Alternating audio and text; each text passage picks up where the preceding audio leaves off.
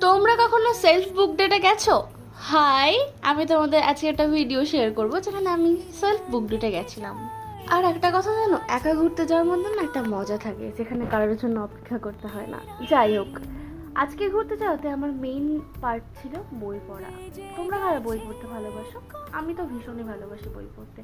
আগে যখন ছোট ছিলাম তখন তো অনেক বই পড়তাম, বড় হতে হতে বই পড়ার মানে অনেকটা কমে গেছিলো, আবার চেষ্টা করছি সেই হ্যাবিটটাকে ফিরিয়ে আনার। তো আমি আজকে পড়েছিলাম হচ্ছে নাম্বার 10, যেটা পুরোটাই পলিটিক্সের উপর ছিল, সেই সময়কার পলিটিক্স কী ছিল সেটার উপর।